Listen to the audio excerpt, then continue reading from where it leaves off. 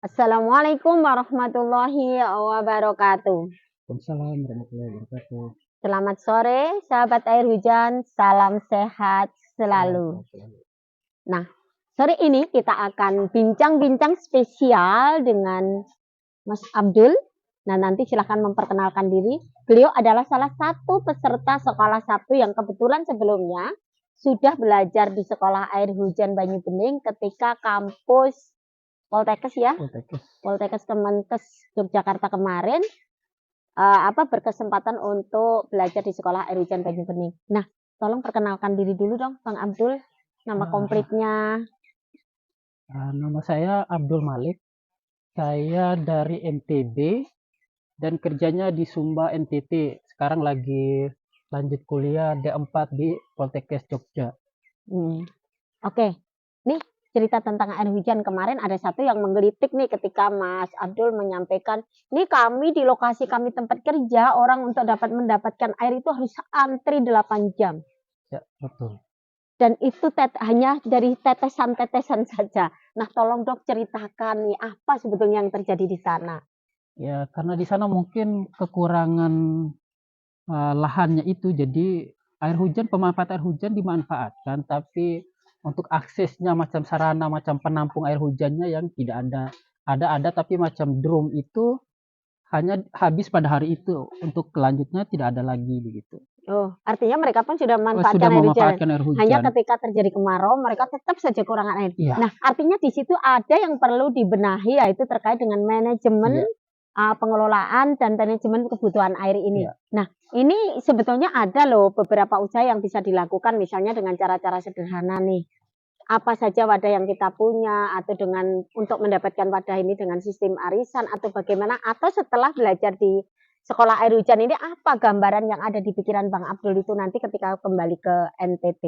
Ya, baik, terima kasih. Mungkin pertama masuk ke sekolah air hujan sudah tertarik, macam ada hati yang ingin panggil untuk datang kembali sini dan mau belajar begitu. Jadi mungkin bisa diterapkan di NTT di tempat kerja saya, karena kalau tempat kerja saya untuk mengambil air dari air bersih saja dari mata air itu bisa sampai 8 jam. Mungkin nanti pulang dari sini mungkin saya bisa terapkan di sana di NTT tempat kerja saya, bagaimana penerapan air hujannya itu dan pemanfaatan air hujannya. Mungkin arisan, karena standar ekonominya kami di bawah, jadi mungkin arisan tidak. Mungkin nanti akan mau belajar lagi nih di sini secara lebih terdalam, lebih intensif lagi untuk sekolah air hujan. Nanti mungkin ke pihak pemerintahnya mungkin. Nanti bisa koordinasi dengan pihak pemerintahnya atau bagaimana. Mungkin dari kecamatannya atau desanya mungkin bisa dikoordinasikan lagi untuk pemanfaatan air hujannya. Oke, jadi nanti setelah dari sini menguasai bagaimana teknisnya, nanti dikembangkan di sana yang tentu kerjasama dengan pemerintah. Pihak pemerintah desa atau kecamatan atau pihak kabupaten begitu. Oke nih, ini kan Bang Abdul konsentrasi nih di kesehatan lingkungan. Nah, menurut Bang Abdul gimana sih peran air ini untuk terkait dengan kesehatan? Yang ini kaitannya dengan kesehatan lingkungan deh secara umum gitu. Kalau air kemarin dari hasil pemeriksaan itu secara kualitasnya memang di bawah standar baku mutu. Ya kalau lihat baku mutunya di atas, ini di bawah sekali. Ini sangat bagus sekali sih menurut saya untuk pemanfaatan air hujannya. Tapi nanti mudah-mudahan bisa diterapkan di tempat kerjanya saya. Jadi artinya bahwa peran air untuk menunjang kesehatan ini sangat-sangat penting sangat gitu ya. Sangat penting sekali, karena air itu kan 90% untuk kebutuhan kita kan adalah air. Jadi pemanfaatan nomor 1 mungkin airnya dahulu, baru pemanfaatan yang lainnya. Iya, tentunya itu. Artinya bahwa kita full banget segala sesuatu itu didukung oleh air. Artinya itu pun nanti akan menentukan indeks kesehatan masyarakat juga gitu. Jadi mudah-mudahan nanti ke depannya mungkin masalah penyakit yang berbasis lingkungan yang ada di wilayah kerja saya mungkin bisa menurun dengan penggunaan air ini. Ya, jadi artinya nanti harapannya bahwa dengan penggunaan air hujan yang memang notabene air yang murni ini nanti akan meningkatkan kesehatan masyarakatnya gitu ya. Oke, terima kasih Bang Abdul. Ini spesial sekali karena kebetulan beliau ini loncat dari NTB, kerjanya di NTT. Nah, semoga harus belajar di Jogja dulu untuk belajar air hujan gitu. Dan semoga nanti ketika kembali ke NTT ini bisa disampaikan kepada masyarakat sana, dan tentunya Bang Abdul juga bisa koordinasi dengan pemerintah setempat untuk mewujudkan harapan ini sehingga kedepannya masyarakat di daerah wilayah kerja Bang Abdul ini tidak lagi mengalami kesulitan air di masa-masa kemarau seperti ini. Terima kasih, semoga apa yang dilakukan Bang Abdul ini nanti dilancarkan semuanya, kemudian diberi kekuatan dan tentunya kita berharap bahwa ini nanti menjadi contoh baik yang ada di NTT terutama di Sumba. Nah, sahabat air hujan, ini adalah salah satu cara pengolahan air hujan untuk menaikkan satu level lebih tinggi kemanfaatan air hujan.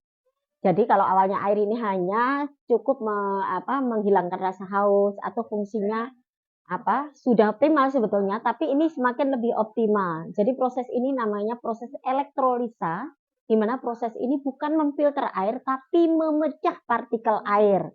Jadi dari H2O ini dipecah menjadi air yang satu mempunyai potensi off hidrofin yang tinggi, yang kita kenal dengan air basa, di mana air ini sifatnya antioksidan yang fungsinya nanti sangat optimal masuk ke dalam sel untuk membersihkan toksin dan polutan yang ada di sel.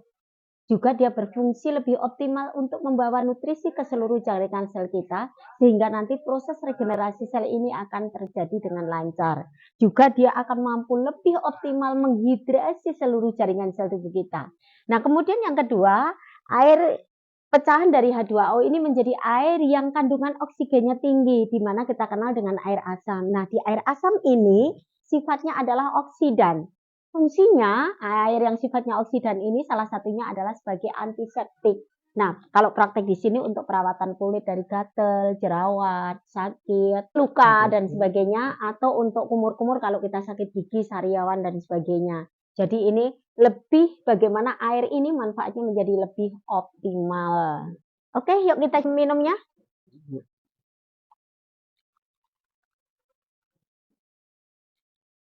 Bismillahirrahmanirrahim.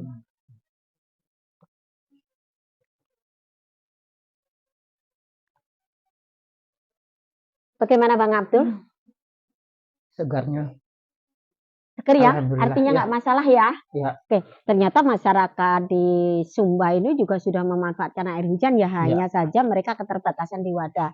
Jadi ketika musim kemarau ini mereka harus antri 8 jam hanya untuk mendapatkan air minum. Nah, artinya ini Bang Abdul apa sih yang ada di pikiran kemudian untuk mewujudkan mereka nih punya tampungan besok sampai bisa di kemarau ini nggak antri-antri 8 jam lagi gitu? Ya mungkin saya koordinasi dengan pihak desa dan kecamatan atau mungkin sampai ke kabupaten pun saya akan insya Allah akan sampaikan masalah ini ke pihak pemerintah. Bagaimana masalah air hujan ini untuk kedepannya tidak lagi kekurangan di wilayah kerjanya saya. Nah, tapi kan untuk memahamkan bahwa air hujan itu bisa loh untuk menyelesaikan masalah ini tidak mudah gitu. Nah, setelah dari sekolah air hujan ini, apa yang akan disampaikan ke sana gitu untuk meyakinkan mereka gitu? Mungkin saya akan melakukan sosialisasi dulu Bu, apalagi di tempat saya mungkin di puskesmas dulu, baru saya ke masyarakat wilayah kerjanya saya, baru ke kabupatennya. Karena tertariknya dengan sekolah air hujan, jadi mungkin bawa ilmu dari sini bisa diterapkan di sana di wilayah kerja saya di Sumba. Siap.